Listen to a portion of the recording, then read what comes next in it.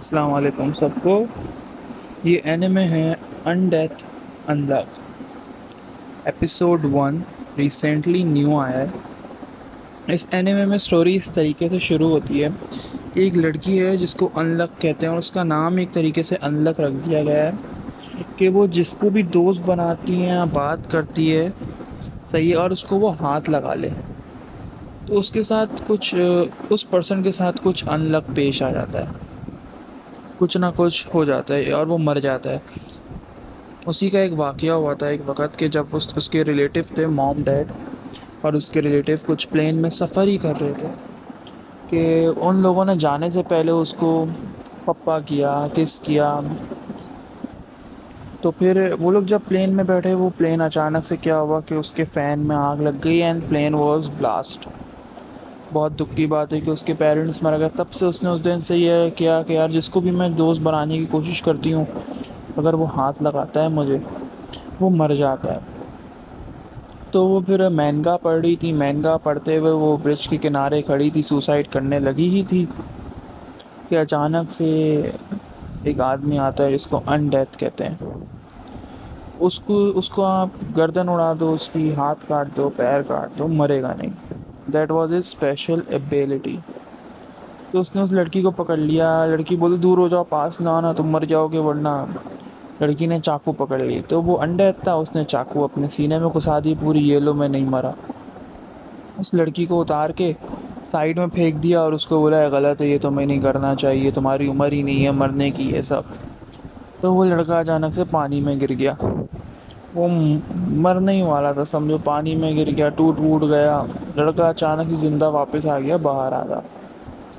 उसने बोला ये तुम कैसे जिंदा हो गए? उसने बोला मैं ज़िंदगी में कभी मर नहीं सकता।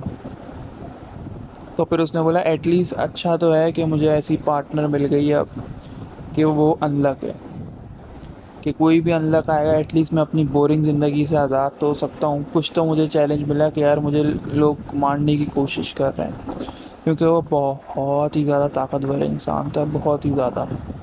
तो लड़की ना उसे दूर भागने लग गई, इतना भागी भागी उसने बोला चलो मैं तुम्हें पकड़ के ना वो बिल्डिंग के पास ले गया ना उसको ऊपर तक। उसने तुम अपना राज बताओ क्या है ये सब। तो उसने सब बताया कि यार ये सब मेरे साथ वाक़या वही पेरेंट्स वाला जो मैंने अभी बताया था हिस्ट्री में। हाँ तो फिर ना वो उसको टॉप बिल्डिंग में लेके जाके गोल गोल घुमाता है। गोल गोल घुमाने लगता है कि तुम अगर ये नहीं मानोगी, मुझे अपना राज बताओ कि तुम कैसे अनलॉक हो। ये वो गोल गोल घुमाता है और लड़की डरी हुई होती है, छोड़ दो बताती हूँ मैं बताती हूँ। तो फिर ना वो उससे दूर भागने लग गई कि नहीं मैं ये नहीं बताऊंगी वो नहीं बताऊंगी। And suddenly she just fell off ना, बिल्डिंग से गिर गई वो फौरन अचानक से। तो वो बोलने लगी मुझे अभी नहीं मरना, मुझे नहीं मरना। मैं मजाक कर रही थी, मैं क्या ही करूँगी इतनी जल्दी मर के, मेरी उम्र भी नहीं है अभी, मुझे बचा लो। तो वो अचानक से अनडेड भागता हुआ आता है। वो वैसे ही आधा कटा हुआ था, उसको रीजनरेट होने में टाइम लग रहा था। तो फ़ौरन से भागता हुआ आके रीजनरेट होता है, अपनी एक बोन को एक एकदम शेप में लाता है, नुकीली शेप में, बिल्डिंग को चीरता हुआ वो उस लड़की को बचाता है। कहता है मैं तुम्हें मरने नहीं दूंगा, इतना याद रखना, cause I am undead. Cause इस स्टोरी में आगे जाके व्हाट आई गेस वो उसको लव करने लगेगा। तो वो उसको फिर अपने लेआउट ले गया, चलो हम हाइड आउट चलते हैं जहाँ पे मैं रहता हूँ। तो वो उसको वहाँ लेके गया, गोदी में लेके ना उधर गया। बोलो ये है मेरा हाइड आउट, तुम देखो ये ऐसा मेरा घर है।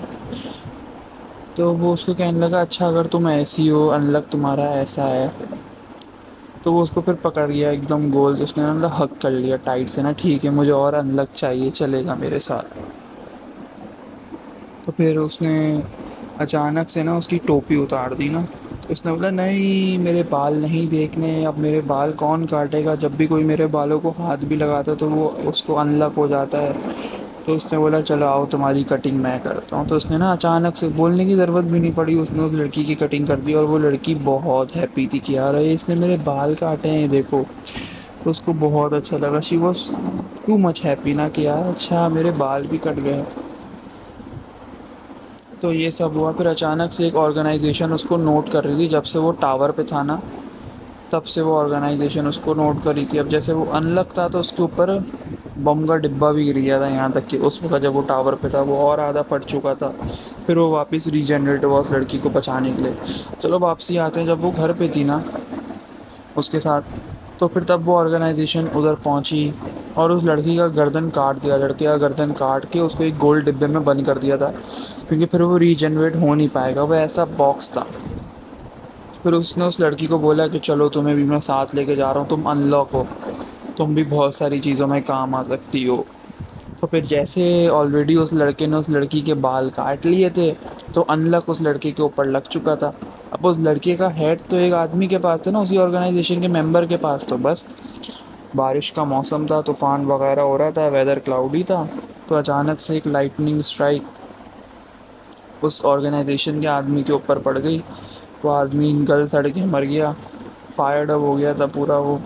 और वो अनडेड उस डिब्बे में से बाहर निकल गया उस गोल बॉल से। और जैसे ही वो बाहर निकला फ़ौरन से रीजनरेट होकर उसने सबको कत्ल कर दिया, सिवाय एक ऑर्गेनाइजेशन के बंदे को छोड़ दिया जो मेन आदमी था। उसको छोड़ने के बाद वो उससे पूछता है फ़ौरन, अब क्या करोगे तुम? अगर तुम पास भी आए तो मैं तुम्हें मार दूंगा। तो वो ऑर्गेनाइजेशन का बंदा कहता है, अगर तुम मेरे पास है तो मैं इस लड़की को मार दूंगा। उसने फिर चाकू वापस अपने सर पे घुसाई, अपने सर से उसने चाकू निकाल के मारा। कहता है मैं अपने सर से चाकू इसलिए निकालता हूँ और उसी सर पे मैंने इसलिए रखा हुआ है ताकि मैं जो मैं मरा ही नहीं अभी तक हज़ार इतने सालों से, तो उसकी मेमोरीज जमा रहती हैं, लॉक रहती हैं। उसको मैं रीजनरेट होने नहीं देता, मैं उसी मेमोरी को रखता हूँ कि यार जो पुराना बीत चुका है उसको भूलूँ नहीं मैं कभी। तो उसने वहीं से चाकू निकाल के सबको कत्ल वतल करके वापस अब चाकू उसने अपने सर पे डाल दी। तो लड़की के पास वो कैसे आए उसको समझ नहीं आया। उसने बोला मैं इस लड़की को एक ही शर्त पे छोड़ूंगा, जब तुम अपनी गर्दन काट के मेरे हवाले कर दोगे। उसने बोला ठीक है, अनलक के लिए कुछ भी। तो उसने अनलक के लिए ना अपनी गर्दन काट दी। गर्दन काट के जैसे ही वो उसने बोला ये लो अब तुम मुझे ले सकते हो, जाने लगी तो अनलक ने जैसी करके छुड़वा के उसको किस कर दिया, उसके चिक्स पे उसको किस किया। जैसे ही किस किया उसके पास अनलक तो आ गया था। उसने बोला ये तुमने क्यों किया? कहती ये बस मुझे देना था उसे। तो कहता है तुम नहीं समझे, मैं समझ गया। अनडेथ कहता है उस ऑर्गेनाइजेशन के बंदे को।